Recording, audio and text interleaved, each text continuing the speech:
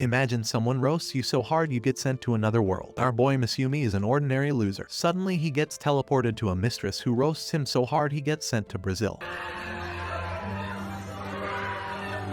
Misumi woke up early as usual that day, practiced archery, and everything was fine. But something strange happened when Misumi suddenly found himself in front of a master who appeared before him in a majestic halo of light. The master told him that he would be transported to a new world called Isekai. Misumi was amazed, and the master was even more amazed, thinking that Misumi already knew about it. We later learn that this master is Tsukuyomi, the ruler of the night world. Tsukuyomi tells Misumi that he has come to Japan specifically to give him immense power to help him fit into his new world. Misumi was amazed by all this, especially when he remembered that Tsukuyomi was one of the most powerful masters. Tsukuyomi granted the power to Misumi, who was transported to the new world as soon as it happened. But once he moved to Isekai, he found himself unwelcome there by the mistress, who mocked him and told him to stay away from the inhabitants of her world. Tsukuyomi was forced to reappear and sacrifice a large portion of his spiritual energy and give it to Misumi so that he could become superhuman and qualify for life in his new world. Tsukuyomi disappeared and Misumi began his journey, but he soon grew tired, especially after going 3 days without food or drink. Boredom began to creep in as well, as he didn't see any living creatures and could only hear footsteps and the sound of the wind. On the evening of his 3rd day, he heard a girl's cry for help, so he quickly approached the source of the sound to get a closer look. And there he saw what surprised him, where he saw a huge ferocious dog with 2 heads. And the strange thing is that the dog was talking and asked Misumi in a frightening voice for his name. Misumi replied with his new name in Isekai, Makoto. Soon the dog began to attack Misumi and a fierce battle ensued, but Misumi was able to use his super strength and kill the dog. But what made him most surprised was that when he approached the girl, it was not a girl, but a pig dressed in human clothes and talking like a human. The pig thanked him for his bravery, and when Misumi asked her who she was, she told him that her name was Emma and that she used to be human, but she had to change into this form in order to offer herself as a sacrifice because her village was no longer producing crops and had suffered a drought in recent years. Misumi then asked her where the nearest village was, and she told him that it was far away and he would have to continue on. Although Misumi was very tired, he had to keep going no matter what, and so he did, resenting the master who had given him such a bad reception in Isekai and sent him to the farthest reaches of the land. Finally, after an arduous journey with Emma, Misumi reached a village where he found food and sat down to eat greedily. Misumi noticed that Emma was able to pull dishes onto the table by airplane and asked her how she did it. Emma told him that it was because of the magic spells that everyone in their village had mastered. Misumi asked her to teach him, and Emma started to do so, and we noticed that Misumi's level was way behind hers. Misumi thanked her for the hospitality and went to bed thinking about everything that had happened. In the morning, Emma found out that Misumi had left and was very sad. She found a letter from him in which he wrote that he had taken the paper with the spells and would learn everything. He promised to return as soon as he reached a high magical level in order to help them regain the ability to farm. Misumi began to use the spells to defeat the Shin Dragon, which Misumi learned from Emma was responsible for the fog and drought that destroyed agriculture. But one day he misused one of the spells, summoning the Shin Dragon. Misumi tried to use the super strength that Tsukuyomi had given him, but the dragon was much stronger, and Misumi decided to surround himself with an aura of power that would protect him from the dragon's attacks. But soon after the dragon realized that Misumi came from the human world, he suggested that they work together, especially after the dragon was able to access Misumi's memory and see what was in it. Shin Dragon and Misumi eventually came to an agreement in which the dragon would help Misumi, much to Misumi's delight. We saw Shin Dragon giving Misumi a portion of his powers so that they could work together. After Misumi fulfills his agreement with the dragon, he gains extra strength and we see him at the Rembrandt Trading Company to make a deal with the manager. We notice that Misumi now wears a mask and communicates only by writing so as not to reveal his true personality, as he is still a young boy. Patrick Rembrandt, the company's representative, was a bit surprised that Misumi could only speak by writing, but he got over it. Patrick then began to ask how Misumi was doing, and when he arrived, he replied that he had arrived yesterday. We learned that Rembrandt is a company for adventurers, but they also do some business. The company representative was surprised that Misumi, even though he wanted to join the group, had a clean record of adventuring, which would make it difficult for him to join. The company representative apologized and told him that there was no way he could accept an adventurer with no past adventures into his professional team. But Misumi surprised Patrick with some of the rarest gemstones, which really surprised Patrick, especially since he was in desperate need of these stones to fight a rare and dangerous disease that his wife and daughters had contracted. So the conversation changed radically, and Patrick apologized to Misumi profusely. Misumi asked him about this rare disease, and Patrick replied that the disease was caused by a quack doctor who wanted to harm them, and although although the doctor was arrested, the investigators failed to learn any substantial information about the disease or its treatment. But after many tests, they realized the importance of sapphires in the treatment. After the conversation was over, Misumi asked Patrick how to join the Merchants Guild and told him that he wanted to start his own business. Patrick told him where the guild was located and that he had to pass an important test to be accepted into the guild. Misumi thanked him and left to go to the Merchants Guild, but there he was shocked to learn that there were 2 exams instead of 1, with one being written theory and the other practical. When Misumi asked about the nature of the 2 exams, the official replied that the theoretical exam contained several complex questions about trade and informed him that there were similar models of these questions in a book worth 2 gold coins. As for the practical exam, the purpose was to collect rare items that require a skilled adventurer because the guild holds the theory that a skilled merchant must be brave. Although the amount was too much for him, he decided to buy it, and after reading it, he decided to take the exam. The exam questions were indeed very difficult, but Misumi answered them all perfectly and in record time. Even the proctor was amazed that Misumi managed to get a perfect score, the first time a test taker had managed to get a perfect score in such a short time. The official then asked Misumi to randomly select a ball from a box on the table, which Misumi did. The official then told him that he had to fetch 4 items, the most dangerous of which was the Howling Fang, which would require great skill to fetch given the dangers that Misumi would face. However, Misumi managed to obtain all of these items in record time and presented them to the officials, who told him that his guild credentials were about to be issued. Misumi was overjoyed, especially since the rules would have required him to wait up to 6 months if he failed to pass either of the 2 tests. Shortly afterward, Misumi was issued a credential card that allowed him to roam anywhere in the guild. Misumi went to one of the guild's cafes, but he was surprised by the drinks they served there, and when he tasted them, he didn't like the taste, so he went out to find something he knew to eat. He then met his fellow guildmates and noticed that the atmosphere was tense. When he asked one of them why, she replied that the relationship between Tomo and Miyu was not going well. We noticed that the main reason for the disagreement was extreme jealousy, as each of them all wanted to catch Misumi's eye, but he didn't care about such things. When it was time for bed, Misumi went into his bedroom and was surprised to find Miyu and Tomo in the same room. The problem for him was that there were only 2 beds in the room, which meant he had to sleep next to one of them. Jealousy flared up again, and the conflict almost erupted again, but Misumi decided to sleep alone on the couch, leaving each of them with a bed. Things were quiet in the guild and Misumi was getting used to the atmosphere, but he didn't know what to expect. Patrick Rembrandt's enemies were keeping a close eye on Misumi, and were amazed at how quickly Misumi passed the guild's exams and began to formulate their plan to eliminate Patrick. We learn that the Shin Dragon, after completing her agreement with Misumi, is no longer in her dragon form, but has transformed into one of Misumi's colleagues within the guild. That's why we saw Misumi talking to her about the terms of the agreement and they discussed it together. Afterward, Shin decided to take Misumi on a tour to show him how she created the fog that caused drought and poor harvests in Emma's village. Misumi was amazed at the strange world, and even more so when he saw some of the fruits he was used to in his human world. Misumi was amazed at the enormity of the place, so he used one of his powers to measure the dimensions of the place and realized that the place stretched for vast distances. After some time, Misumi decided to return with the Shin Dragon to Emma's village. In the village, we saw Emma, who was very frightened when she saw Shin and kept asking Misumi why he was taking her to their village. But Misumi reassured her and told her that he had made an agreement with Shin that their differences would be resolved, and indeed, after a short time, all was well. The village chief was pleased with this reconciliation through Misumi, and so was Emma, who kept thanking Misumi for saving her and her village after this reconciliation with Shin. But what Misumi didn't know was that the contract he made with Shin required the people of Emma's village to relocate to another place under Shin's control. This worried Misumi, especially when Shin told him that the new place where the villagers would live was located in a desolate area high above the ground. But Shin reassured him and the villagers that there would be no more disagreements and that everything would be fine. Misumi was then surprised by a miniature version of Shin. He was horrified and kept asking Shin about the creature, at which point Shin laughed and told him that she could clone herself. Misumi asks her about the rest of her superpowers, but she tells him that she'll let him know in time. The residents of Emma village moved to the Orc Highlands, which became their new home, and all was well. On the Orc Highlands, Misumi noticed that his superpowers were increasing, which led him to realize that the main reason for this was that he was close to Shin's sphere of influence. He found himself able to control many things better and more accurately than before. His only weakness was when Shin was able to access his memory, and he had to agree to her every request. Misumi noticed that Shin was recording all the memories she had access to in his mind. He realized this when he saw many of his memories in front of him and asked her to never let his memories out in public again. Misumi decided to create a secluded area relatively far from where the people of Emma village lived, and there he was surprised by a tree that was very large, but he was able to cut it down with his magic sword. Although the sword was small, its power was enormous and it cut down the tree in record time. But Misumi realized that he had injured himself. Misumi tried to try the healing spells on himself, but all his attempts failed, so he began to try other spells. The sound of Shin's arrival interrupted his train of thought as she came carrying the body of a badly injured old man. Misumi marveled at the scene and asked Shin about it. Shin told him that a creature had attacked her territory. The creature's remnants, which consisted of sharp objects, showed the creature's ferocity. Shin told Misumi that his human blood could bring the alien to their location. Much to Shin's dismay, the alien soon appeared and began a vicious attack on Misumi and Shin. Misumi tried to be calm and began to use his magic spells, focusing on using the fire spell to maximize the amount of damage he could inflict on the creature. Shin was amazed at what was happening and kept encouraging Misumi to attack. But strangely enough, even though Misumi used his best spells, the creature was able to absorb the spell. What's more, it used the infected area to create antibodies to Misumi's spells. We can say that the power of this creature is its ability to withstand successive blows, to deal with them, and to use them to heal itself. The injured old man started talking and Shin asked him who he was and he told her that he was the leader of the dwarves. At the time, Misumi was trying to learn more about the attack techniques of the creature, which turned out to be a giant spider. However, the spider soon launched an even more powerful attack, and the spider managed to seriously injure Misumi, but Misumi was able to endure the pain. Misumi then decided to summon as much power as he could, shaped it into an ice spell, and fired it violently at the spider and got rid of it. However, due to the effort, Misumi lost consciousness as soon as the battle was over. After some time, the spider woke up and started talking to Shin, who told her that she is currently in her human form but was once a dragon. The spider was amazed and decided to make a pact with Misumi and Shin. After the deal was finalized, Misumi gained a new superpower and the spider turned into a beautiful girl. Misumi regained consciousness and was surprised to find the spider in her human form, offering him her services. After Misumi fulfills his agreement with the spider, he is amazed at the many transformations taking place in isekai. First, he gained the Shin dragon, and now he's gained a very powerful and beautiful spider, so he was eager to see what's next. Then we saw this old dwarf, whose name we learned was Perrin, talking to Misumi and thanking him for stopping the spider and winning her over to his side, especially since Misumi was able to save the dwarf's entire village. The old man then asked Misumi to allow him and his people to move to the same village as Misumi. When Misumi hesitated to answer him, Shin spoke to the old dwarf and told him that they agreed on condition that the dwarfs pay all the taxes and share the life of the land with them. The old man told them that he agreed and asked them to return for 2 days to his village to convince the people and then take them to live with Misumi and his companions. Misumi noticed that the Shin dragon and the spider were starting to get jealous of each other. He also noticed that each of them was wooing him with their actions and trying to look better than their counterparts. But the jealousy came to a head when Shin dragon asked Misumi to give her a new name. Misumi started thinking and came up with the name Tomo and gave it to Shin, who was overjoyed. The spider became jealous and also asked Misumi to give her a name, so Misumi kept thinking until he named her Miyu, and she was very happy. The old dwarf managed to convince the people of his village and brought them all to talk to Misumi. Then we saw Tomo and Miyu introduce Misumi to the people of the dwarf village and tell everyone that Misumi is the master of this village and give him the title of Little Master. The village elder named Eldo, who was very old, came forward and was surprised when he realized that Misumi, despite his young age, was the leader of the village, but he treated him with respect. Misumi was very surprised to see many different kinds of monsters that he didn't know before. When he asked them about their types, each leader of a particular class introduced his class to Misumi, and they all told him that they were at his disposal, and that they would partner with him in defending the village against any enemy. After Misumi finished his conversation with the new citizens, he left the place to think about everything that had happened, but he was surprised by a group of humans with darts and arrows. He found that they were ready to fight, and indeed, as soon as they spotted Misumi nearby, they started shooting arrows at him. Misumi narrowly escaped, but he was very unhappy, so he asked the dwarves why the humans were chasing him. They told him that the humans had heard him speak in eloquent language, which meant to them that Misumi was a demon and a great danger to them. Misumi knew the only solution was to learn the vernacular, and at first he thought it would be easy. But when he dug deeper, he found that learning slang was much more difficult than learning classical language. But he was determined to learn it because it was necessary so that he could live peacefully in his new world. After the first week, Misumi didn't feel any better. He found it very difficult, but he continued to try. However, it wasn't until after the first month that we can say that there was any noticeable improvement. Misumi was finally able to speak for a few minutes, using the vernacular correctly, which made him very happy. Satisfied with his vernacular, Misumi decided to visit the human village so that he could go to the Zetsuya Adventurers Guild. Misumi, Miyu, and Tomo set out for the village, and after arriving at the village gates, they all managed to get through by speaking slang to the guards. After a successful attempt, Misumi was assured that he was good enough to deal with everyone. Misumi was impersonating the son of a wealthy merchant, but he, Tomo, and Miyu wanted to join the Adventurers Guild, so they had to pass the exams. At first, the guild official gave them some easy tests, but she was surprised when they passed them with ease, and even more surprised when she found that their level was almost higher than the Adventurers Guild's best students. The Adventurers Guild official then learned that Misumi also possessed a license from the Merchants Guild, which qualified him for a rapid rise in level. After this happened, we found the old adventurers of the guild furious with these guests who had suddenly come to them and managed to occupy the top ranks of the guild. The three of them were issued admission cards and Misumi found out the salary he would receive, and although the salary was satisfactory, Misumi was angry at the high cost of lodging, food, and drink within the guild. Misumi, Tomo, and Miyu went to their room and thought things were going well, but they were unaware of the danger they were in. Misumi felt a voice following him, and when he stopped walking, it was a young girl. Miyu intervened firmly, yelling at the girl and asking her what she wanted, but the girl became frightened and ran to Misumi, crying. Misumi calmed the girl down and told Miyu to leave the girl alone, and they had no choice but to take the girl back to the house where they were staying. Although it seemed normal, we noticed that someone was listening to the whole situation, as if it was an act of commission and not an accident, as Misumi thought. Misumi, Miyu, and the little girl went back to the house, where the girl began to tell her story. The girl, named Rinon, said she and her sister used to live in a house they rented, but after a while, they were kicked out. The problem is that Rinon can't find her sister, who disappeared about a month ago. While Rinon was telling her story, Misumi heard a noise outside. When he came out of the house, he found Tomo engaged with some people who were tracking Rinon, and Misumi noticed that Tomo easily dispatched them. Misumi has been pondering the mystery of the girl who can't find her sister for a long time, racking his brain for possibilities. Rinon gave Misumi a picture that almost matched her sister's appearance. Misumi thanked her and promised to do his best to solve the mystery. He then told her the location of the room she would be sleeping in, causing Tomo and Miyu to be very jealous, as usual. Misumi felt that he was beginning to be attracted to Tomo and Miyu, but he tried not to think about it. Instead, he wanted to strive for advancement in the Adventurers Guild while trying to solve the mystery of Rinon and help her find her sister. The next day, we saw Misumi traveling through the village with Rinon by his side, and they talked about Rinon's past, who told Misumi that she used to belong to a family of powerful adventurers. But she and her sister had fallen so low that they couldn't make ends meet, and before her sister's disappearance, their financial situation was very difficult. At that time, Miyu and Tomo were alone in the house, but they were surprised by the arrival of someone they didn't recognize from afar. However, when the person approached, Tomo and Miyu were surprised to find that it was Mills, who was the guild's most powerful adventurer of all time, so they were very surprised to find him in front of them. Misumi's conversation with Rinon led him to the place where she had recently been working, and he offered to take her there to talk to the people in charge to see if they could help her find her sister. Misumi and Rinon arrived at the place and cast an invisibility spell on himself, and after Rinon went inside, Misumi was nowhere to be seen. The person in charge started talking to Rinon and asked her who she was living with. Rinon told him about Misumi and his friends. This person told her to steal all the gold coins belonging to Misumi and her friends. When Rinon was surprised, the man told her that this was necessary in order to pay off her sister's debts and eventually find her. Miyu and Tomo learn that although Mel's is the strongest adventurer in the village, he is the leader of the evil business in the village, and it is when Mel's offers to help him capture Misumi that they are most surprised. Miyu and Tomo were surprised and asked him why, at which point he told them that Misumi was one of the most dangerous monsters in their village. Miyu and Tomo naturally reject the offer and start attacking Mel's and his assistants. But Mel's magical power was so great that he was able to create a magical barrier in front of him, preventing Mio and Tomo's blows from reaching him. Meanwhile, Rinon was very confused. She didn't want to steal Misumi because he was the one who helped her in her crisis. However, she was torn about what to do because robbing Misumi was the only way she could find her sister. At this point, Misumi appeared to reassure Rinon that he was able to read her thoughts and reassured her that they would find her sister without having to steal anyone, and Rinon was very happy about that. We returned to Tomo and Miyu and saw them start a fierce battle against Mel's and his associates. Mel's was extremely careless in the battle because he was overconfident in his magical power and the strength of his men. However, Tomo and Miyu teach him and his men a harsh lesson in a short time, much to the surprise of Mel's, who didn't think they were that strong. Even though they had won the battle, they were still jealous of each other, so they began to tell each other that they were the main reason for the victory. Then they began to show off their strength and tell each other that they had eliminated more men, which made the village loud and angry at their super strength. After the battle was over, Rinon was able to find her sister, and they were overjoyed. Her sister kept apologizing to her for getting her into so much trouble, and then Misumi picked them up and took them back home. Misumi then began to chastise Tomo and Miyu for overusing their superpowers. He takes some of Miyu's cobwebs, ties them up, and releases them outside. After the many battles that took place in the village, much of the village was destroyed, and Tomo began to seriously consider leaving the village, which was good news for Miyu, of course, who wanted this to happen because if Tomo left, she would be living alone with Misumi. Afterward, Rinon and Miyu had a conversation and Rinon asked her if she was Misumi's girlfriend or not. Miyu felt very ashamed and told her that she was just a follower and not his girlfriend. Misumi then decided to move out of the village and took Rinon, her sister, and Miyu with him. On the way, a group of rare monsters in the form of red-colored birds appeared. As soon as Rinon saw them, she informed Misumi that they were a rare and dangerous species. Misumi asked Miyu to engage these monsters. Rinon warned her not to aim her blows at the eyes or wings, and Rinon's sister informed her that the main weakness of these monsters is their abdomen. But Misumi changed his mind at the last minute and decided to do the job, so he pulled out his bow and arrows and started aiming arrows at the monsters. We saw that they were so accurate that all the arrows hit and killed the monsters, and Misumi didn't miss a single arrow. Miyu, Renan, and her sister were amazed at the accuracy of Misumi's aim and began to feed on parts of the killed insects, which was suitable food for them as they used to do before they transformed into their human form. They also paid attention to the sapphire eyes that the insects had, because those eyes added a lot of power to them. Misumi then decided to continue on to the town of Tsegi, and after a long journey, they reached their destination. Misumi began to familiarize himself with the town and then headed to the Seiji Adventurers Guild. There, Misumi thought he would find that his Adventurers Guild ID card had been upgraded, but to his surprise, he was still at the same rank. But luck smiled on him when he learned that the biggest job in the guild at the time was from the Rembrandt Company, who wanted to obtain a large number of sapphire eyes, which he already had after his last battle against the bugs. Renan and her sister thanked Misumi profusely for what he had done for them and decided to separate from the group.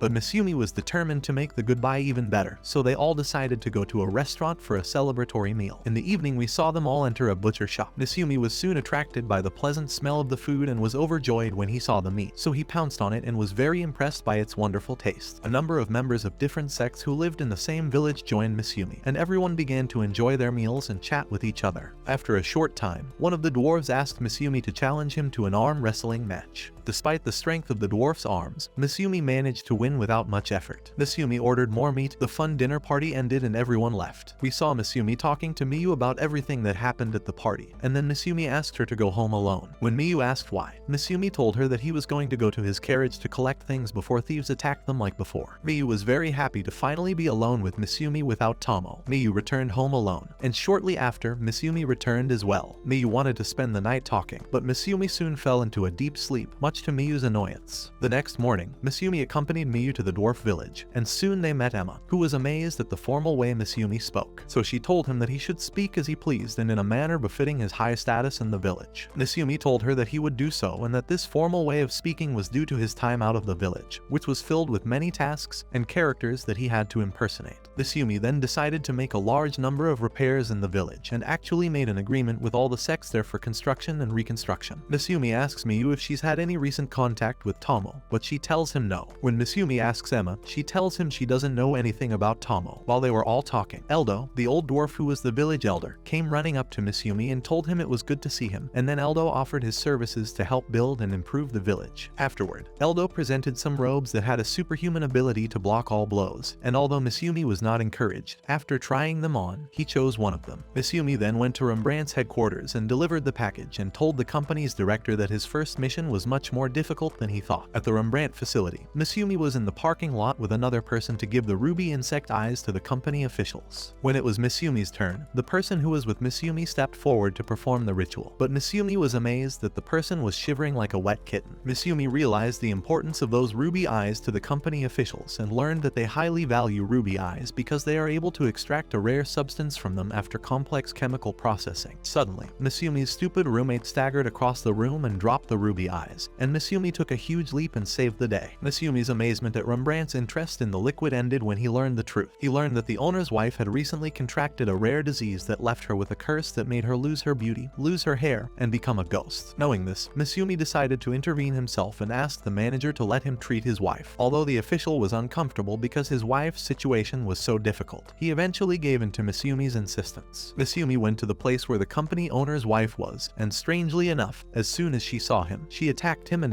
with all the ferocity of a predator. But Misumi didn't pay attention to that and quickly asked for medicine from the official who was with him. Strangely enough, as soon as the company owner's wife took a dose of the liquid extracted from the ruby eyes, she recovered most of her health and most of her symptoms disappeared. After Rembrandt's owner was satisfied that Misumi had the ability to heal, he told him that his daughter was also suffering from the same disease. Misumi took another dose of the remedy and went straight to his daughter's room and found her suffering from the same symptoms, albeit not as advanced as her mother's. Misumi knew this because the girl told him to go away, so Misumi concluded that she still had some human feelings. But he approached her and the monster inside her came out and attacked him, but he was able to give her the potion and most of her symptoms disappeared and her appearance normalized. Rembrandt's relatives were amazed at the rare courage Misumi had shown in his treatment. that. The owner of the company asked him who he was, but Misumi told him that he was an ordinary person and that there was nothing to praise, he had only done his duty. After Misumi finished his task, he walked out of the company's headquarters and was surprised to find Tomo and Miyu waiting for him and began to ask him about everything he had done since the last time they met. Misumi started to speak, but soon heard a loud noise that he thought was coming from the footsteps. But it was loud enough to suggest that a herd of raging bulls was on its way. A few moments later, a large number of fighters arrived on the scene and immediately began to engage Misumi. Tomo made a typical attempt to win Misumi's favor, so she used the power of the dragon within her and bravely defended him. Of course, Miyu didn't like this and decided to sit back and watch, but it didn't take long for Misumi and Tomo to defeat these fighters with ease. Misumi then realized that the young man who was with him inside Rembrandt was behind all of this, and that it was all a plan by the company's haters to eliminate its powerful influence in the market. He told Misumi, Miyu, and Tomo that there was an agreement between him and a villain to synthesize a substance with a powerful curse and then release it on people, especially those close to Rembrandt's family, so they chose the owner's wife and daughter first. Misumi asks Tomo to read the memories of this young man, whose name we learn is Lime, and Tomo does so and confirms to Misumi that he is indeed telling the truth. Lime thought that Misumi was going to inflict the cruelest torture on him, but Misumi told him that he would leave him alone to get his life back on track as long as he didn't return to such evil deeds again. Lime was overjoyed because this was contrary to his desperate expectations. Before Lime left, Misumi asked him to go and apologize to the Rembrandt family for the trouble he had caused them. But when he went to apologize, the company owner's brother wanted to put him to death for what he had done. But the company owner told his brother that his wife and daughter had recovered and there was no need to punish Lime out of respect for Misumi, who promised to release him. Tomo had broken Lime's sword in the battle, so after things calmed down and they were on good terms, Tomo gave him a new sword as a gift. Lime was fascinated by the sword because it looked like a masterpiece, but Tomo told him that nothing in life is free, and that it was in exchange for Lime becoming her spy. Lime looked at her like an idiot and asked her not to embellish. She was asking him to be her lapdog, and Tomo told him that she really wanted that. After Misumi completed his mission at Rembrandt, he went back to live in the dwarf village and everything was fine. But one day while eating lunch with Tomo and Miyu, Emma tells them that she has something important to tell them. Misumi asks Emma to tell him what she wants, and Emma starts talking to him. She tells him that she wants Misumi, along with Miyu and Tomo, to oversee the training of the dwarf village fighters so that they can stand up to any enemy in case of danger. Misumi agreed to her request and assigned Tomo and Miyu to gather the necessary information to familiarize themselves with the various abilities of the fighters within the village. Misumi then went on a tour of the village, during which he overheard some of the fighters talking. One of them was saying to the other, "Is it necessary to train under this idiot? I'd rather die." Misumi understood that they were objecting to training under him and knew that he was in for a dark and barren day. As for Tomo and Miyu, as usual, they both tried to compete for Misumi's favor, while Tomo was gathering information for the fighters. Miyu had more important things to do and was busy wooing Misumi by bringing him fresh fruit. Tomo came back and saw the scene, which upset her, and then told Misumi that the fighters' fighting ability was lower than she had expected and that it would be difficult to train them. Emma was in the same place as the conversation between Tomo and Misumi, so she told Misumi that the fighters may not be willing to show all their skills so as not to start training. Also, each class doesn't want to show their tactics and secrets in front of other classes. Tomo came up with an idea at that time and showed it to Misumi, who ordered all the fighters to gather for a talk. The fighters gathered, but in fact, Misumi didn't speak to them, Tomo did. We could see from her words that she was deliberately stirring up each faction against the others, until it came to a head and the clashes between the factions began. Tomo then told them that each of the sects should nominate a fighter to fight against the other sect's fighter. Two cults nominated a fighter and a fierce battle between the fighters began. At this moment, Misumi was worried about what was happening. He had a feeling that these fighters were going to raise the village to the ground. The battle ended with one of the fighters winning, but Tomo still took her anger out on everyone and told them that this battle only showed a low level of strength. She told all the fighters that if they continue at this level, they will be defeated by any enemy. Tomo spoke to the fighters in a harsh manner, much to the surprise of Misumi, who felt that he was useless and that Tomo had become the leader in his place or had forgotten that he even existed. Tomo then told everyone that she had created an intensive training schedule in which the fighters would undergo rigorous training on a daily basis. There would be individual battles at the end of each training session to see how the fighters were progressing. She also kept motivating them, telling them that she herself would evaluate each fighter, and the one who rose to the top would join the army of strong fighters who would defend the village from the dangers. Misumi was thinking to himself, when is this idiot going to finish talking so I can go home and eat without being bothered by her? Tomo soon finished talking and the fighters were encouraged to stick to her plan. Misumi went with Tomo to the Adventurers Guild to check his current level with his card. There he learned that his level had increased, but not as much as he thought, and that the oldest adventurer had retired. Tomo then began to train the fighters in hardcore types of training in order to raise their level quickly. Most of the fighters improved significantly, except for a handful of idiots that Tomo berated and reprimanded every day. After the fighters finished their field training, Tomo took them to the most difficult stage, which was the simulation of real battles. She designed a full battlefield as if they were in an actual war and assigned each fighter a specific task. Despite the different categories of fighters, the training made them merge into a single army. One day, Tomo asked them to fight a battle against an army of monkeys. The attack was successful and every fighter did his part except for the dwarf, who made a huge mistake in estimating the amount of poison he was supposed to throw in the way of the monkeys. Tomo told him, "If you make that mistake again, you idiot, you'll never be on the team again." The fighters then reached the final level and were tasked with going out of Segi village for a mission in the forests of Tenarak. After a short time, they returned to the village and told Tomo that they had accomplished everything they had set out to do. Tomo rejoiced and told them that they had become the powerful army responsible for protecting the village. Misumi learned from the fighters that the forests of Tenarak are full of ruby eyes, so he decided to move there. At the same time, he wanted to open a store where he could sell items extracted from the sapphire eyes. So he had to go to the owner of Rembrandt to ask for a store. Although it's against the rules, the owner considers what Misumi did for him in the past when he saved his wife and daughter, so he decides to give him the store. Misumi, along with Miyu and Tomo, arrive in the Tenarak forest and begin to explore the place, but they don't realize that someone is spying on them. At the time, the adventurers were eavesdropping on Misumi, Miyu, Tomo, and Emma to find out what they were up to in their forests. In fact, Misumi was there to search for a rare type of flower that would help him produce various products that he would like to sell exclusively in his store. The jealousy between Tomo and Miyu continued as they each tried to get Misumi's attention. We saw Tomo after she had prepared delicious food for Misumi, and then Miyu decided not to miss the opportunity and went to feed Misumi herself, which naturally angered Tomo. Misumi wasn't as concerned about all this as he was about finding the flower he wanted, and we saw him asking the helpers if they had found the flower. One of the assistants reassured him that they had found the flower and told him the coordinates that would help them find it. Misumi then began celebrating his new store, and all the groups were happy and gathered to listen to Misumi's speech. But Misumi didn't think he was a good speaker and couldn't say much in front of them. At night, Misumi decided to hold a meeting of the different classes to tell each class their new role. We see a representative of the lizard class named Lady telling Misumi that his class is very strong and has a great ability to fight. As for the dwarf class, Misumi told him that his class would be in charge of manufacturing weapons because dwarves are very skilled in blacksmithing. The bear class representative, who was larger than Misumi's sorrows after moving to the new world, appeared next. Misumi asked him what his class was going to do, and the representative told him that they were going to introduce all the classes to the fictional city. It was funny to Misumi because the bear's voice was soft and disproportionate to its size. We saw Tomo talking to Miyu, who was worried that she hadn't told Misumi something very important about beings called ambrosia, creatures that take care of the flower that Misumi is looking for. But Tomo kept reassuring her that it was no big deal. Meanwhile, Miyu couldn't tell if Tomo was really advising her or trying to set her up to get closer to Misumi. Suddenly, a stray arrow flew into the place where they were sitting, startling them both. But Miyu was even more frightened. She ran over to where Misumi was and hugged him. Miyu was furious and said to herself, "That sly girl never misses an opportunity to get close to Misumi." They then asked Misumi what happened and Misumi told them that he was just practicing archery. But to their surprise, the stray arrow went out of all the orbits that Misumi had been shooting arrows through. From their point of view, there was only one explanation, and that was that Misumi's mana had risen. In other words, he was merging with all the entities around him, which was a dangerous sign, and Miyu was crying her eyes out. But Misumi kept reassuring her as she held him, and Tomo, of course, almost exploded with rage. Miyu decided to take care of Misumi that night and hoped to have a long talk with him. But as soon as he came home and Miyu started talking, Misumi told her that he was going to bed and had no time to waste, so Miyu left in shame. The next morning, Misumi was walking down the street to do some shopping for his store, but he runs into a very pretty girl who starts flirting with him. Miyu and Tomo appear out of nowhere and decide to punish Misumi. They took him back home and kept talking to him, asking him what they had done wrong to make him care about this strange girl. But Misumi told them, "Get off me, you two idiots, I don't have time for you." Misumi then went to the store to buy things to help him start his new store. After Misumi finished buying what he wanted, Miyu appeared and kept apologizing to Misumi for last night and what happened, but Misumi told her that there was no need to apologize and that everything was fine. The forest warriors were worried that Misumi would reach the place filled with the rare red lotus flower, so the forest warriors were watching Misumi and his companions' movements all the time. After some walking through the forest, Misumi and Miyu arrived at a place where there were a lot of lotus flowers. Misumi decided to stay because the ambrosia creatures always appear next to the lotus flowers to protect them. But then the lotus guards showed up and accused Misumi and Miyu of being thieves. Misumi approached Miyu to protect her and held her hand. At that moment, Miyu forgot all about their situation and wished that time would stop at that moment so that Misumi could still hold her hand.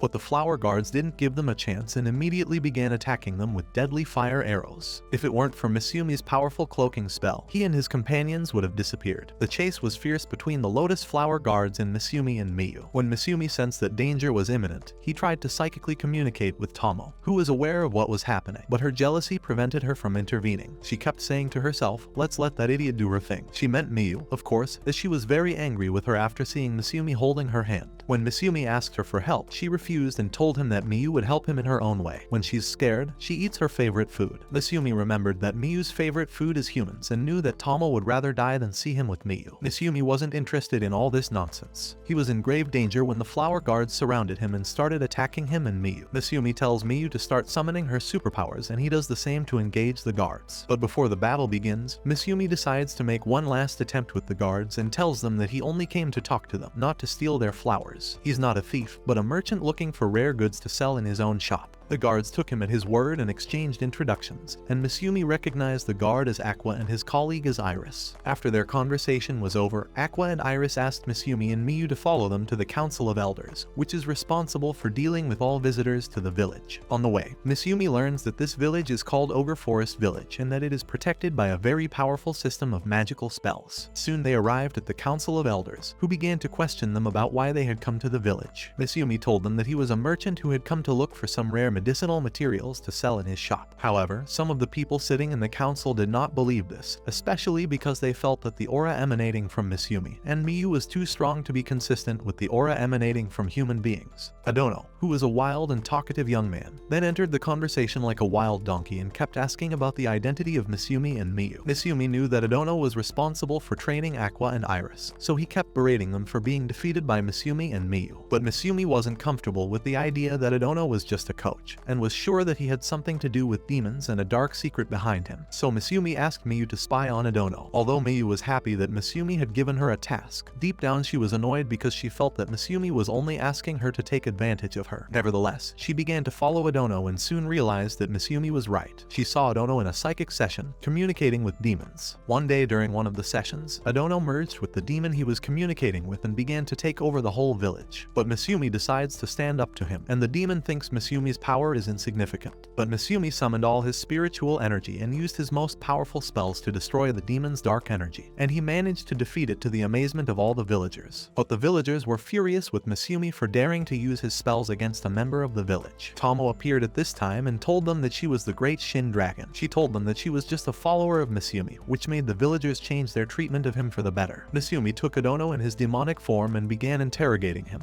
asking him why he was using these spells. Adono told him that he was doing it to keep his strength up so no one could hurt him. That's when Misumi offered him a deal. Adono would show him the book of demonic spells in exchange for Misumi not killing him. Miyu and Tomo are surprised by Misumi's request and step forward to kill Adono before he gives Misumi the spells. Misumi told them to back off and told them that he would learn these spells as a matter of knowledge so that no one would be able to harm them in the future. But Tomo told Misumi that it's not that easy. There's something called the gift that will prevent him from knowing the spells. When Misumi asked her what the gift was, she told him that it was a human being who tried to travel between different worlds but got lost in the process. As Misumi continued his conversation with Adono, he realized that he was one of the gifts that got lost, and Adono was despondent that he would never be able to return to his world again. But Misumi asked him to show him his strength and told him that he would do his best, along with Miyu and Tomo, to bring him back to his home world. However, when Misumi began his attempt to return Adono to his original world, Adono transformed into his human form. He told Misumi that he would be happy to join him, and Misumi had a trio of Miyu, Tomo, and Adono. Suddenly, the unexpected happens as Tomo starts bleeding and loses consciousness while Adono and Miyu are distraught. Misumi was very confused about what happened to Tomo, but Adono told everyone to move quickly because he heard an explosion before Tomo fell and started bleeding. As soon as Misumi and Adono got out of their place, they were surprised to find most of the villagers injured and in a serious condition between life and death. This frightened Misumi, especially since he won't be able to use healing magic because his Adventurer's Guild score doesn't allow him to do so at the moment, and he needs to level up in his ID to be able to do so. Adono offered to heal the injured, and Misumi agreed. Misumi then had the brilliant idea of combining his magic power with his mana to at least revive the injured. Adono asked him to save his mana and told him that he would deal with the rest of the infected. After a search, Misumi found the person person who caused the explosion and confronted her with everything that had happened, at which point she tried to attack Misumi to kill him. But Misumi with his magical power was able to defeat her with his small dagger and killed her even though she had a large sword. The next day, Misumi saw that Tomo was doing well and realized that others had lost their lives in the explosion, so he held a funeral for them, attended by all the people living in the village. Tomo and Miyu are back to harassing each other, with Tomo deliberately emphasizing Misumi's concern for her after what happened, much to Miyu's annoyance. Therefore, Miyu kept repeating that all this attention was unintentional, and that Misumi's defense of Tomo was an accident, and was just an emotional and impulsive decision. They kept arguing with each other non-stop, which drove Misumi out of his mind, and he kept telling them that you won't change no matter what. Misumi then began to plan how to protect the village from future attacks, assigning each class a specific task so that no one could harm the villagers again, because lizards are characterized by agility and constant vigilance. Misumi instructed their leader to divide his class into patrols that would continue throughout the day to check the areas around the village in order to identify all those entering or leaving the village. Misumi then assigned other tasks to the other classes, such as treating the injured, gathering information, and so on. Misumi also decided to build an invisible wall around the village as a clever defense strategy so that those who come will think they are in the fictitious city. The guards would be able to inform Misumi of the number of arrivals, and he could defend the village if he knew they were enemies. The leader of the dwarf tribe then came to talk to Misumi and told him that he would take care of the warehouse where all the detritus would be collected. Misumi asked him to dispose of all the detritus as soon as possible so that it would not be used in demonic magic spells again. The dwarf chieftain promised that he would take care of his work and be careful. All the people of Tsegi felt that they owed a debt of gratitude to Misumi, who had saved their village from ruin after his many efforts against all the evil plans that were about to be carried out in their village. But Misumi told them that he had only done his duty, and if it weren't for their efforts, the entire village would have been lost. We then moved on to the town of Rudesgard Academy, where Misumi was meeting with the owners of Rembrandt, who asked him for all the details to start financing his new store. Misumi asked them for a map in order to locate his store in the village of Tsegi on the map. When they brought the map, Misumi was certain that he had protected the village sufficiently to not expose it to dangerous attacks in the future. Misumi then began talking to the owners of the company about the details of the business, and the owner told him that he would write a letter of recommendation to encourage other stores in neighboring villages to do business with Misumi's store. Misumi was very grateful and thanked the owner, but the owner told him that this was nothing compared to Misumi's efforts in the past to cure his daughter and wife. Misumi then decided to stop lying to the owners of Rembrandt, so he took off the mask and expected them to fire him on the spot. The owner of the company handled the situation wisely and told him that he was not bothered by how his wife and daughter looked when they got sick, and he certainly wouldn't be bothered now that he knew the truth about Misumi's humanity. Misumi then returned to the village of Tsegi and began talking to Miyu, Tomo, and Adono, telling them that he would have to leave the village for a while. This was so that he could learn more about magic spells and also learn the science that would make his shop the best shop in all the villages. Misumi's friends were saddened by the news, but Misumi told them that he had prepared a gift for them that they would love. The gift consisted of several books with all his memories and knowledge that he had acquired up to that time, and they would have to work hard to study them until he came back to them again. Misumi then said goodbye to everyone, packed his bags and prepared to leave, but as soon as he left, he was surprised by a fierce attack. The attack was by two beautiful girls, but Misumi wasn't too concerned about that at the time, as one of the idiotic fighters struck Misumi with a powerful blow that severed most of his fingers. Misumi wasn't aware of what was going on, but he noticed that the aura emanating from the two fighters was indicative of their great strength. Misumi was frozen in place for a few seconds as he watched his hand with the amputated fingers, and then asked the two idiots who had attacked him why they had attacked him. They told him something that shocked him when he realized that the war between humans and demons had already begun, and that to them, he's an enemy at this time and they should kill him. Misumi was fortunate to have the protection of the master who transferred him from his original world to this human world, so he attacked them, but their strength was much higher than his, so they were unaffected by the attack. Misumi was then forced to change his attack strategy, and instead of making lightning strikes, he opted for stealth. But the two girls began to set up a lot of traps to prevent Misumi from escaping. Instead of attacking, Misumi decided to get to know them. They told him their names were Lancer and Sophie. Misumi introduces himself as an ordinary merchant who wants to go to his shop to buy and sell, but they told him that they would do their duty and kill him on the spot. Misumi had no choice but to fight, so he summoned all his spiritual energy and used all the mana he had and was able to repel their attack. Lancer and Sophie were very surprised because the spell that they attacked with was lethal and should have killed Misumi instantly, but it didn't. Therefore, they both felt that Misumi was not an easy opponent and that it would be very difficult to face him. Sophia then approached to engage Misumi, who was very afraid of this confrontation, especially since Sophia's weapon was very powerful, so Misumi felt that he was in big trouble. But the little elf's weapon was stronger than her sword, and Misumi managed to break Sophia's sword with a single blow. Lancer then rushed like a wild cow to attack Misumi, but it was too late because the demon army quickly arrived at their place and started attacking everyone everyone in the place. Misumi wanted to end the scene, so he gathered all the power from the rings he was wearing. His focus was on the water spell that would defeat the demon's fire spells, and Misumi was able to drown everyone in the place and leave quickly. The owners of Rembrandt's company learned what had happened and were amazed that someone had been able to stop the demon army. Misumi then returned to stay in the village with Miyu and Tomo and told them that they were his top lieutenants, which made them happy, but not without the usual jealousy. Despite the victory and the fact that Misumi had managed to fend off any danger to the village, Misumi then met with the leader of the dwarf sect and thanked him for his elaborate weapons, which played an important role in the victory over all enemies. Misumi also began producing his first medical products, which had the magical ability to heal even the most difficult wounds in a matter of seconds. The owners of Rembrandt's company were watching everything from afar and were impressed by Misumi's great ability. He was able to transform Segi from a poor and weak village to a powerful village with a distinguished army, and a full-fledged store that specializes in selling magical products that can only be found in their store. Misumi then decided to embark on a long-delayed journey to find his father and mother in different worlds. While he was thinking about this, Emma came and interrupted his thoughts, telling him that everyone was gathered for the banquet to celebrate the opening of the store and that they were all listening to Misumi's speech. Misumi went to the meeting place of the sects to give the speech, and as he walked, he remembered the whole journey from beginning to end, and he kept telling himself that life in this human world isn't so bad. But when he arrived at the meeting place, he saw the constant disagreement between Tomo and Miyu and thought to himself that life would have been better without those two idiots. Back at it again with Misumi now in season 2. Although Misumi's life in the different world was successful, most of the teachers in this world did not want him to stay. But Misumi continued within the isekai, working as a merchant and making good money thanks to the rare medicinal formulas that were unique to his shop. At the same time, he remembered his parents, who had once lived in the isekai world. As time went on, Misumi thought about expanding his reach and went to Rothsgard Academy to open a new store. A few days later, Misumi, accompanied by a domo, arrived in Rothsgard and kept thinking about Tomo and Miyu, who were waiting for them. Misumi met Miyu and Tomo, whose jealousy battles resurfaced, and each tried to prove to Misumi that she was the best. Miyu made delicious rice for Misumi, but Tomo deliberately didn't tell her that she got the ingredients wrong to implicate her and Misumi. Miyu's mistake was that she added a rare metal to the rice, which is completely contrary to Misumi's nature, whose constitution and world are not suited to ingesting metals. But the dwarf class was fine with minerals, so their leader ate the rice with gusto. Afterward, Misumi thought to himself, those two idiots are giving me trouble all the time, everywhere, and now it's come to the dinner table. So Misumi decided to remedy this foolishness by going to a restaurant to eat a delicious meal of his favorite slime. After Misumi finished his meal, he went and tipped the server a lot and then went to the Adventurers Guild, where he found one of the girls grieving over the violent attack on her village. Although Misumi wanted to help her, she didn't even acknowledge his presence and left the guild in anger. However, Misumi followed her and noticed that she had an injured werewolf with her. Misumi offered to help them, but the girl was surprised and kept apologizing to Misumi for not noticing his presence in the guild. Misumi then asked them to recount everything that happened to their village, and they told him that the village was constantly being attacked. Misumi calmed them down and told them that everything would be fine. The girl and the injured werewolf were amazed, but Misumi didn't give them time to be amazed and flew them all the way to the village. After Misumi arrived in this village called Hayama, the girl and the werewolf told him that the official language of the village was slang and that his language would not fit in with the villagers. She also told him that she would tell the villagers that he was coming, but to the surprise of the girl and the werewolf, Misumi told them that he was just a simple merchant and adventurer. Of course, this didn't make sense to the villagers, who had noticed Misumi's superhuman abilities and felt that they were not suitable for an amateur. What was even more amazing to the villagers was that Misumi was doing all this for them and trying to defend them from the dangers that threatened them. But Misumi told them that he wanted to secure the village against any enemy, because if evil spreads to neighboring villages, everyone will be devastated. Miyu and Tomo were still searching for the most delicious recipes they could offer Misumi and kept competing with each other, telling each other that their food would be the best. So they created a judging panel divided into a representative from each category, who sat in their seats waiting for the delicious food. But Tomo and Miyu were ignorant of poisonous and harmful herbs, since one was a dragon and the other was a spider. So they made a lot of recipes that tasted far worse than the attack on the village. As usual, each of them was trying hard to prove to everyone that they were better than the other, but the crowd was too busy eating to care. In the meantime, Misumi was busy looking for the attackers, and he found one of them and told them that the end of evil would be at his hands. Misumi and Adomo set out to look for clues to solve the mystery of the attack on the village. Although everything was quiet, Misumi didn't know what to expect. We traveled back in time before Misumi traveled to the isekai and saw him meet Otanashi, who we could tell from her gaze that she had a crush on him. But Misumi got very nervous as soon as he saw her, so they chatted for a little while and then Misumi left, and Otanashi kept telling herself that she loved Misumi very much. Otanashi then went to meet the teacher, who told Otanashi that her world was being attacked by an evil demon army, so she decided to send 2 heroes to that world to fight the demon army. But Otanashi told her that she didn't want to take part in such a battle, and the teacher told her that this challenge in the new world would allow her to get closer to a friend she loves but can't talk to. Watanashi looked slyly at the teacher and naturally concluded that the teacher was talking about Misumi, so Watanashi accepted the teacher's offer. We then moved on to the kingdom of Lemia, which we learned was Watanashi's home kingdom, and she kept telling the people of the kingdom that she would protect them from the evil demon army that surrounded them. But in reality, Watanashi didn't know anything about fighting and didn't know how to use a sword at all, so she went to the kingdom's adventurers guild and asked a female fighter named Hiki to teach her how to use a sword, and although Hiki was reluctant, she eventually agreed. Watanashi began practicing under Hiki's tutelage on the borders of Lemia. One day, a pack of fierce wolves attacked them, and Hiki began to fight them bravely, but the wolves were too fierce. Suddenly, a brave girl appears out of nowhere and manages to outwit Hiki and Watanashi, who thank her and begin to recognize her. The girl told them that her name was Chia and that she was a priestess of Laurel, and asked Hiki to join her party. Despite Chia's bravery, Hiki was reluctant to accept her. After that, the battles against the demon army continued, and the fighters of the kingdom of Lemia were able to win all of them. But one day, they were surprised by a huge monster they had never seen before and recognized it as the Black Catastrophe Spider. A fierce battle began between the spider and the kingdom's warriors, and the spider was able to deliver powerful blows to them one after another. For the first time, Chia found herself face to face with this huge monster, but she was not afraid of the situation and attacked. But the monster managed to defeat them in the end. Despite the difficulty of the battle and the fact that the monster had wounded most of the fighters, Chia remained determined to avenge the monster in the next battle. Meanwhile, Misumi was bored and had nothing to do in this world. One day he was asleep and saw in his dream a teacher from another world who talked to him a lot and told him that she had chosen him to go to her world. Misumi was amazed and asked her why. She told him that she was doing it so that he could protect her world from the demon army. Misumi is amazed at what he hears and tells himself it's just a dream, but the teacher went on to tell him that she was going to choose another hero to help each other defeat the demon army. The teacher kept telling Misumi the advantages she would give him if he accepted her offer. She told him that it would give him a lot of strength and the ability to quickly get rid of fatigue. Misumi accepted the offer and told her that he would do his best and wouldn't let her down. He was transported directly to her world, where he met a princess named Front, who introduced Misumi to his fellow knight, whose name, we learned, was Jinya. Then the palace's head of magic formulas Yukanatsu entered and Misumi met a dragon summoner named Mura. In the evening, Princess Front met with Misumi and told him that all three of them liked Misumi, which was a big deal. But Misumi was surprised by such a thing. Even though it was Front who told him, we realized that she likes Misumi more than anyone else. While Misumi was heading to Rothsgard Academy, the battle between Lemia's army and the demon army was about to begin in order to retake Stella's fortress. The battle had already begun, and we saw the optimism of Lemia's Hayama army and their certainty of victory over the demons. And so was their princess, who kept motivating the army, telling the soldiers that their forces were almost 5 times as strong as the demon army, and that they had to end the battle in their favor as soon as possible. The leaders of the Lemia army were surprised that the princess chose to fight at night, especially since night battles are more difficult, and their experience is not very good. In the end, they resolved to fight at any time and assured everyone that they would achieve a quick victory and retake the fortress as soon as possible. Lemia's army then began to prepare for the battle and went to the master to receive her blessing. On the other hand, the demon army was able to learn a lot of information about Lemia's army, so they communicated this information to their leadership so that they would be fully prepared to defeat Lemia's army. Indeed, as soon as the leader of the demon army realized that the Lemia army was heading towards them, she moved to signal the start of the battle. When the Lemia army saw that the demon army was advancing towards them, they launched a fierce attack on them. Lemia's soldiers were amazed to see that the demon army was so weak, especially since they had managed to kill a large number of them at the beginning of the battle. They were so surprised that they thought the demon army was trying to deceive them, so the leadership of the Lemia army warned all the soldiers that this was a trap. The leader of the demon army quickly intervened and said to the Lemia army, "Go to hell, you idiots. Did you think it would end there and that the victory over the demon army would be so easy?" The leader of the demon army then cast an extremely powerful magic spell that created a deep hole in the ground that swallowed up most of the Lemia army fighters. However, the fighters refused to give up and kept trying to get out of the hole, and most of them succeeded. They didn't know what awaited them outside the pit, as those who managed to get out were surprised to find a giant ogre, whose name they recognized as Io. This ogre began to fight them with great strength, and despite the courage of the Lemia army, they were unable to defeat the ogre despite their large numbers, and this was due to his great strength and size. The biggest problem was that Io had the ability to take away all the magical powers of the Lemia warriors. But all this did not prevent the Lemia warriors from holding out against Io until the next morning, much to Io's surprise, for he had not expected this to happen and thought he would kill all the Lemia warriors in the same night. Feeling their spirits lifted by having withstood Io for so long, the Lemia fighters decided to make one last strong attack to defeat him. Using their respective magical abilities, they attacked Io one by one and managed to injure him. But it wasn't enough to bring him down, so one of the Lemia fighters, whose name we learn is Navarre, decided to sacrifice herself and used her most powerful spells to attack Io while her teammates escaped. Navarre was able to defeat Io to the sadness of her classmates, who did not want Navarre to sacrifice herself and wished that they could have completed the battle together. Despite the strength of the demon army, Lemia's army was able to win, and they were also able to retake Stella's fortress. While this battle was going on between Lemia's army and the demon army, Misumi was sick and receiving treatment from Tomo and Miyu. We then saw Miyu walking with Tomo and talking about Misumi and how he has reached a great place in everyone's hearts. They also talked about the upcoming battles that Misumi will have to fight against the demon army in order to protect all the neighboring villages. At that time, Misumi was not so much concerned with battles as he was with trading and familiarizing himself with the shops in Rothsgard, so he and Adomo often wandered the streets of Rothsgard to familiarize themselves with the goods on display in the shops, and figure out how he would be able to compete with all the merchants there, especially since there were so many stores in Rothsgard, which meant that Misumi would have to offer a different product in order to make a profit. Suddenly, they were interrupted by a group of young men and women dressed in Rothsgard Academy uniforms. Interestingly, the conversation wasn't friendly as they began to harass Misumi. They also began to show off their various skills in using the magic spells they had learned at the academy. For the first time, Misumi found himself missing Miyu and Tomo because their presence meant that no one would be able to get in his way in the first place. Misumi tried to use his mind instead of his strength, but he was provoked by the Rothsgard Academy guys. So Misumi had to teach them a lesson they wouldn't forget. Misumi used one of his most powerful spells, scaring the youths into retreat. But as usual, because Misumi's personality is irresistible, the girl who was with those guys took a liking to him. She told him that she was a waitress at a nearby restaurant and asked him to go there soon. After the girl left, Misumi and Adomo remembered that they hadn't cancelled the magic spell they used on the academy guys. That's why we were surprised to see them flying through the air, crying out for them to bring them back down to Earth. Although Adomo didn't want to do it, Misumi asked him to break the spell so that the youths could return to Earth again, and Adomo did as Misumi commanded. Misumi then spoke to Adomo and told him that he wanted to go to Rothsgard Academy. When Adomo asked him why, Misumi told him that he was doing it to take the entrance exam so that he could be enrolled in the academy and be able to officially license his shop and trade in the village. Adomo warned him about the difficulty of the academy's test and told him that the owners of Rembrandt's company had created the test and that only those with a very high level of ability could pass it. At the same time, Rembrandt's owners were watching Misumi and predicting that he wouldn't be able to pass the test. The day of the test came and Misumi went with Adomo to the academy. Misumi asked the clerk what kind of test it was, and the clerk told him that it was a test for recruiting new teachers for the academy. Misumi asked if this test could be switched so that Misumi could take an easier test, even if it was for hiring administrators. The clerk responded in a rude manner, telling him that the conditions are clear and written outside, and that today's test is for teacher recruitment only. This infuriated Adomo, who went on a rampage, trying to use his most powerful magic spell against the employee. But Misumi tried to calm him down so that things wouldn't get worse. In the end, Misumi decided to take the plunge and enter the exam room, no matter how difficult it was. Misumi sat down inside the room and the official came in and told them the method of the test. The test takers had to be able to collect 3 balls of different colors within 3 days. They had to use the tools given to them to catch the balls, and any student who used another tool to catch the balls would immediately explode the ball. The employee also told them that they would have to arrange for food and drink as the academy would not provide it during these days. Misumi thought it was easy and immediately started trying to catch the balls. He was surprised to learn that his spells and magical abilities were incompatible with the balls, and every time he tried to catch one, it exploded. When Misumi tried to use a less powerful spell, the balls exploded as well, and he began to despair, thinking that he would never be able to catch them. But he gathered his energy again and knew that he had to use the least amount of his magical energy, and when he did, he was able to catch 2 balls, and he was happy. Misumi then decided to enjoy his first meal in 2 days and went to bed afterward to rest from the tiring 2 days. The next morning, Misumi was surprised by a person dressed in black, and strangely enough, this person started attacking Misumi with a poison blade. But Misumi was able to use his magic spell that makes him immune to poison, and then quickly ran towards the person and hit him with a powerful kick that knocked him down like a small ball. Misumi then managed to get the last ball and took it to the academy. There he learned that all the test takers had withdrawn after being threatened by the man in black. The test administrator gives Misumi the 3 balls, and the biggest surprise is that the balls are different colors, a success that demonstrates Misumi's superhuman strength, especially since no one has ever succeeded in this test with such finesse. Misumi receives his acceptance letter from the academy, and the academy grants him a license to open his new store. Then he is summoned to the academy to begin his mission as one of the teachers. Misumi tells Adomo that they will go to the academy at the end of the day, but first they need to go to a nearby restaurant to fill their bellies with delicious food. Misumi went to the restaurant where the girl he had met before worked, and Misumi recognized her as Luria. As soon as Luria saw him, she prepared all the delicious food to serve him. After Misumi and Adomo finished eating, they went to the academy, where they were greeted by the new teacher's receptionist, who began to explain the work system at the academy. She told Misumi that he would start working part-time part-time until he was promoted, and then he would be able to work full-time. Shortly thereafter, a teacher named Bright came in and told them that he was a full-time teacher at the academy. Bright then told Misumi that he would send some of his students to him so that Misumi could start teaching them about magic. Bright also told Misumi that most of the students in this year's class were outstanding. Misumi thought to himself, "You're not telling me the truth, you idiot. I've beaten your students with my simplest spells before." Misumi then entered the library to familiarize himself with the books there and recognized the librarian named Eva. Misumi was amazed at how much Eva resembled Luria, and was surprised that Eva knew so much about him. But his amazement ended when he realized that they were sisters. Meanwhile, Miyu was trying to improve her cooking skills so that she could satisfy Misumi with all the delicious foods he loved. Although it was difficult at first, Miyu began to learn all the important details in the kitchen. A week later, Misumi was getting ready to start lecturing his magic classes to his students at the academy. But when the students saw Misumi, they felt that he was not a good teacher and no one thought he was strong in magic. But as usual, the female students were attracted by his beautiful features. But Misumi began to speak dryly to all the students and told them that the training would be hard. He then asked them about their abilities, and they told him that they were at a high level and that each student could control an element. However, Misumi told them that being able to control only one element made them only intermediate level, which naturally angered the students, who saw this as a harsh judgment by Misumi. Misumi then wanted to teach them a lesson, so he asked them to move away and watch the magical battle between him and Adomo. As soon as the battle began, all the students felt like idiots compared to Misumi, who used magic spells that only those who were advanced in magical level could use. So after this battle, all of their views changed and they felt that they had been too quick to judge Misumi. They also felt very excited for the start of Misumi's lectures. Strangely enough, a number of students were afraid of Misumi's magical power, so in the end there were only 5 students left. When Misumi saw that number, he thought to himself, where did the rest of the idiots go? But he didn't think much of it and told the students in front of him that he would do his best to improve them. The first one told him his name was Casper, the second one told him his name was Dana, the third one was a beautiful fighter named Abelia, the fourth one was Izumo, and the fifth one was Jin. Misumi immediately began to train these fighters to control their mana power, guiding them and correcting their mistakes. But the fighters were too weak, and when Misumi tried his simplest spells on them, they were all defeated. But even so, Misumi was a skilled teacher and was able to recognize the special qualities of each fighter. He then wrote a full report and submitted it to the Academy administration in order to focus on improving each fighter's advantages in other subjects. We then saw a dangerous scene when the man in black, who had previously tried to prevent Misumi from reaching the balls, was seen talking to Bright, who told him to kill Misumi as soon as possible. It's been 2 weeks since Misumi became a teacher at the academy and opened his shop, and we saw him explaining to the staff where each product was located in the store. One of the things that surprised Misumi in that world was the existence of polygamy, with every girl he met asking him to marry her. Although Misumi had settled down, he was unaware of the dangers that awaited him. One day, Tomo and Miyu happened to pass by a strange house. Unbeknownst to them, the people in the house were plotting against Misumi. After Tomo enters, she manages to capture one of the people in the house and begins to question him. But when he told her that he would join her team and do whatever she wanted, she quickly realized he was a coward. As for Miyu, she was sure that the best way to Misumi was to satisfy his stomach, so she spent a long time learning how to cook and was introduced to new types of food she didn't know before. Miyu then met up with Hiki and the two of them kept talking to each other about fighting abilities, cooking, and other things. Hiki's assistants then joined the conversation, and they all began to wander around the forest. Although everything was going well, they were suddenly attacked by a huge, scary, green-colored monster. Miyu decides to do nothing and just watch as Hiki and her assistants stop the sudden attack. But she noticed that Hiki and her assistants' magical equipment was very primitive. Miyu also noticed that one of the fighters in Hiki's army, Verda, was fighting with great courage despite his poor equipment. But the attack was strong, and although Verda tried to stop the monster managed to seriously injure him, much to the dismay of the rest of the team. At that time, Miyu decided to give up the role of cook and went herself to stop the monster's attack. Although Hiki and her team thought it was impossible, Miyu managed to finish off the monster with minimal effort. She then turned her attention to Hiki and her team and said, "You idiots should know your own strength. During the battle, you must be able to quickly identify your enemy's weaknesses before he can finish you off." The fighters from Hiki's team were amazed at Miyu's superhuman ability in her battle against the monster. They were even more amazed because Miyu doesn't show any signs of strength. The fighters then asked her about their teammate Verda, and Miyu told them that his injury was not serious and could be treated. Suddenly, Miyu notices a big change in all the fighters, and before she can ask why, she is surprised by a new attack from the monster she just defeated and thought it was dead. Although the monster did manage to injure her, Miyu finally managed to get rid of it with difficulty. Miyu and the other fighters went to meet the various factions in Segi. There, Miyu looked everywhere for Misumi, especially since she was wearing a new dress and wished that Misumi had seen her in it. Miyu then turns to the leader of the dwarf tribe and tells him that he needs to make more solid new weapons because she was recently attacked by a dangerous monster and the old ones don't seem to be working anymore. Although Miyu was interested in fighting, she was still trying to improve her cooking with another fighter fighter named Perrin. Over time, Miyu's level improved a lot, and Perrin told her that Misumi would fall in love with her food the first time they met. Meanwhile, Misumi and Adomo think of new ways to market his store's products and balance his life between his work as a teacher at the academy and his interest in his store. After Misumi finishes his time at the academy, he decides to return to the dwarf village, which is eager to welcome him back. Indeed, as soon as Misumi enters the village, everyone is overjoyed. Naturally, the jealousy battles between Tomo and Miyu, both of whom were gearing up to get Misumi's attention again.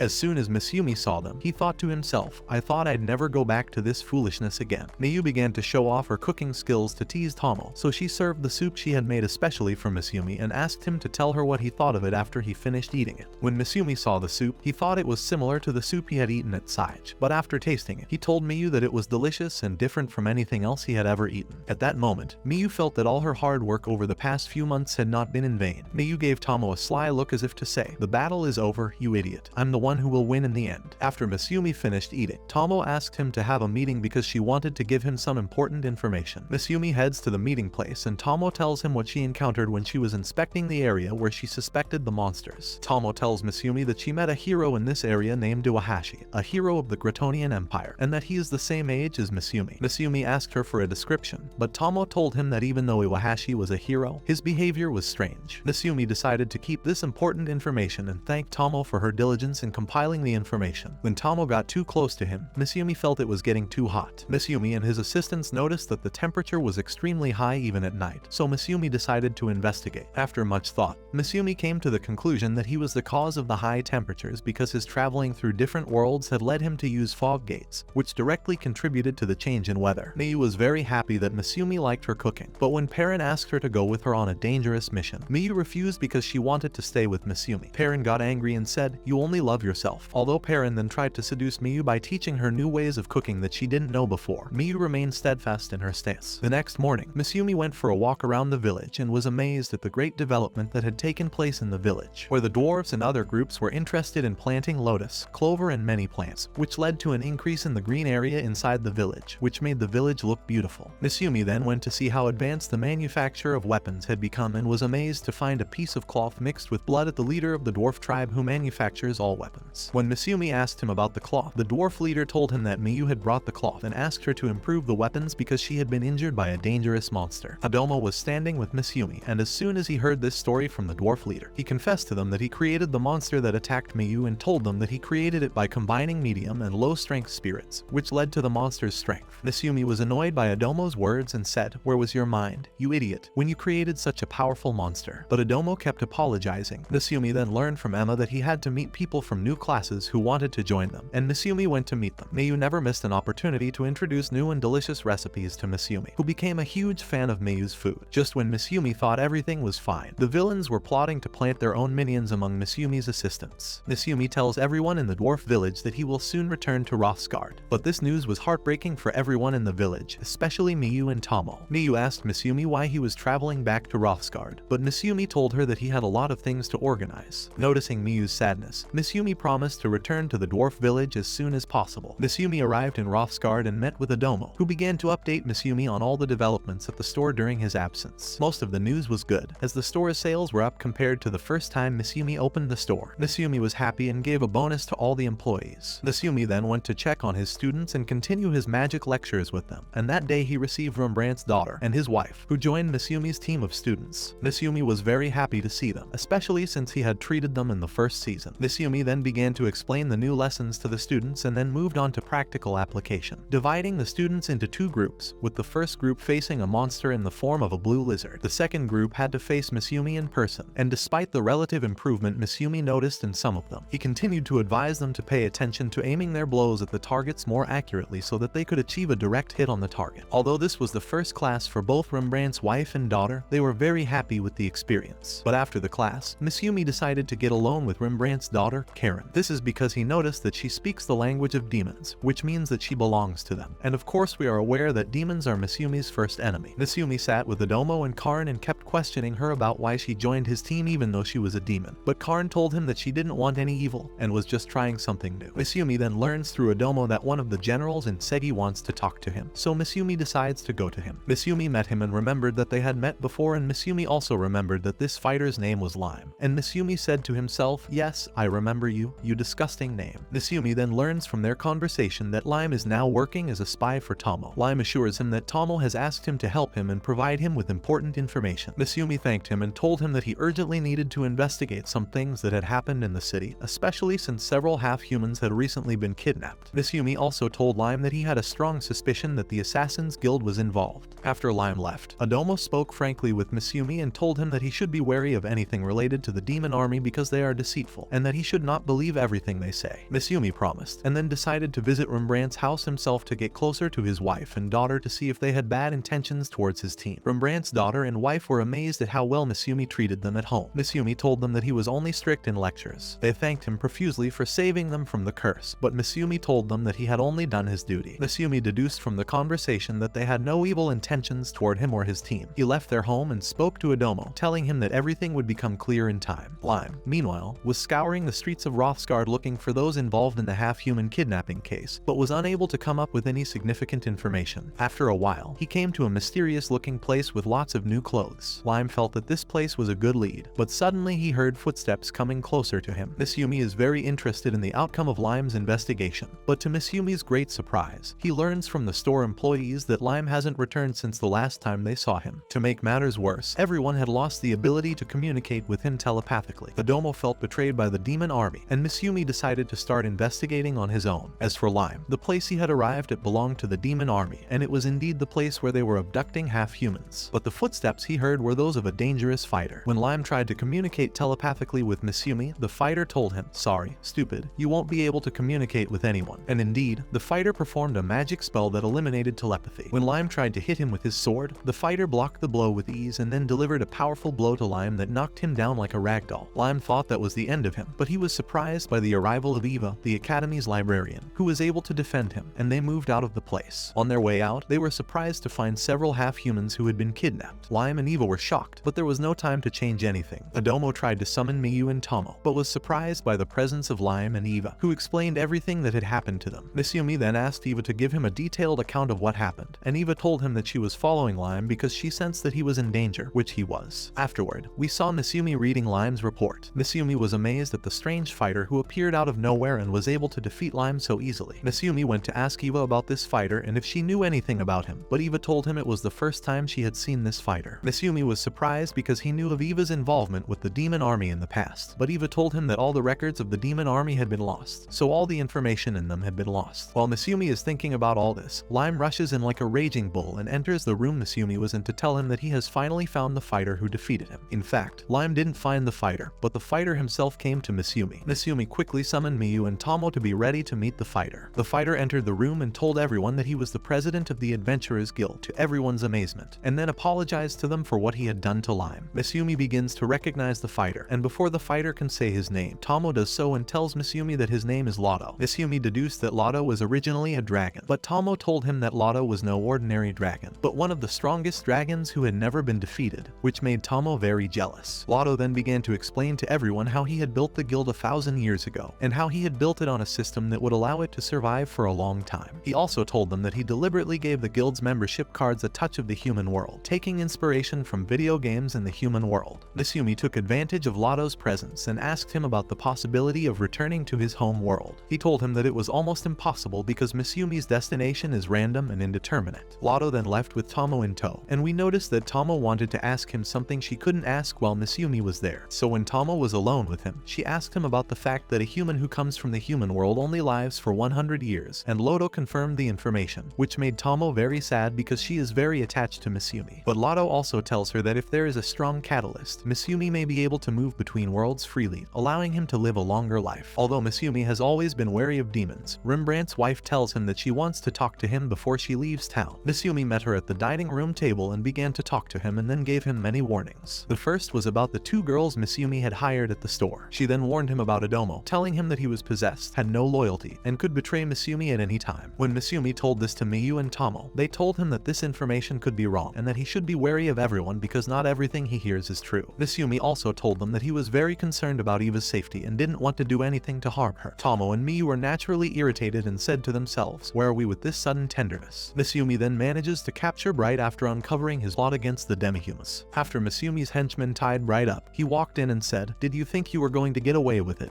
Welcome to my world. Bright tried to convince Misumi of his point of view, but Misumi didn't give him a chance and got rid of him. The students on Misumi's team at the academy were working hard to raise their level as the final exam approached, but Misumi set a very difficult practical test for them. He brought another monster, also a blue lizard, into the training arena. Although the students were well prepared, the monsters quickly defeated them. The students quickly gathered their strength and attacked the monsters, but the monsters suddenly transformed into even more ferocious creatures, and their blows to the students were even more brutal. Although the students were defeated, Misumi praised their progress and even apologized to them for subjecting them to a difficult test that could have led to a real disaster if one of them had been seriously injured. What was surprising to the students was that most of them were originally dragons, yet they were beaten so badly by the supposedly much weaker lizards. But Misumi corrected them, telling them that blue lizards in particular are more powerful than dragons. This is because they rely on a special type of mana that the dragons can only use a quarter of, which explains why the lizards are superior to them. Summer is the time when all beings, regardless of age or species, mature, and it is also the time when the academy shuts down. Despite Misumi's advanced level, he always wanted more, so he went to Lotto to talk to him about his desire to increase his mana power. But Lotto told him that his mana was fine, and when Misumi was determined to gain any additional power, Lotto gave him a rare book on how to increase power. Misumi then wanted more information, so he went to the library, where he met Eva, who gave him a rare book on increasing strength. Misumi noticed that the book contained many unique theories on the subject. Misumi decides to return to the dwarf village to spend the summer vacation with them. There he met Emma, who told him about the activities he would be doing over the summer. The first of these activities was a battle against the Winged Ones, a new class that Misumi had accepted to live with them. So Misumi started planning and preparing for this battle, but the problem was that when Misumi tried to use his mana outside of his body, he lost consciousness. Although Misumi loved living in the dwarf village, what he really missed was the delicious food that Miyu served him, and so he ate these foods with an open appetite. We also noticed that Miyu still has the same cunning and maliciousness. She deliberately made the food full of spices that were incompatible with Tomo's nature in order to keep her away from the food and be able to sit alone with Misumi. Misumi delved deeper into the books he had acquired. He was finally able to use the maximum power of the mana outside his body without losing consciousness, which made him feel ready for any battle because the mana outside his body was like a shield protecting him from everything around him. The summer vacation was half over and Misumi was still going through the books he had with him to learn more information. One day, Misumi learns that all the groups living in the dwarf village have put on a show and want him to go to the auditorium to see it. Misumi agrees and goes to the venue, where he learns that the factions want to do a demonstration in which they all cooperate to destroy a very large magic stone. Each class began to help the others, and Misumi noticed that they were becoming more organized in their attacks. After each class was able to perform their part in the demonstration, the only thing left to do was to destroy the stone. But that didn't happen in the end due to its extreme hardness. Miyu decides to step in and destroy the stone herself. But before Miyu could move towards the stone, Adomo appeared with a very powerful sword and started casting spells on the stone. He then took a few steps back and shot like an arrow towards the stone, destroying it with a single swing of his super sword. However, a large chunk of the stone remained in place, and Misumi decided to take care of it himself. He summoned all his mana, retreated a few steps, and charged like a raging bull toward the stone, and with a single blow, destroyed it and reduced it to small pebbles. Everyone in the theater was amazed at the sheer force with which Misumi smashed the stone. Even though Misumi was happy with his power, there were those who were silently watching Misumi and wondering whether or not his power would threaten their existence. One day, as Misumi was walking through the forest, a super armor was thrown at him that almost killed him, and Misumi was amazed. But his amazement was cut short when one of the monsters spoke in a frightening voice and told Misumi, "We will let you live this time only if you swear to leave the forest. But if you stay here and insist on challenging us with your superpower, you should know that your end is near." Misumi then began to gather information about the voice he heard in the forest. He realized that the voice was coming from the orcs because they had been attacked in the forest not long ago. When they saw Misumi's extraordinary strength, they thought Misumi was the one who had attacked them, so they began to threaten him. Knowing this important information, Misumi decided to rectify the misunderstanding and went himself to talk to the orc class, but he couldn't find them at first. Halfway through the forest, Misumi was surprised by an extremely large bear that began to attack him. Misumi activated the mana outside of his body and was able to easily block the attack. Misumi was then surprised by a pack of fierce wolves attacking him. Misumi then started talking to all of them and told them that he only came to apologize for what happened. But Misumi was surprised that the bear and the wolves attacked him. They told him that they did so because the force Misumi used to destroy the stone was so great that they thought Misumi was trying to take control of the area and eliminate them. Misumi tells them that this is not true, and after a friendly session, the bear and wolves offer to be his partners, and Misumi agrees, and they join him. After the creatures of the forest felt that Misumi was peaceful, they began to recognize him. One day, Misumi saw a bird so large that it frightened him. Tomo prepared to pounce on the bird, but Misumi told her to wait. The bird flew until it was within striking distance and landed on a tree branch. It then began to talk to Misumi, telling him that it was called the boulder bird and that it was ready to start watching the sky for Misumi, and that it would call itself the stone bird afterward. At that time, Adomo was planning to defeat the half-dragon and spoke to Karen and asked her why she couldn't go back to her homeland, and she told him that she couldn't at the moment.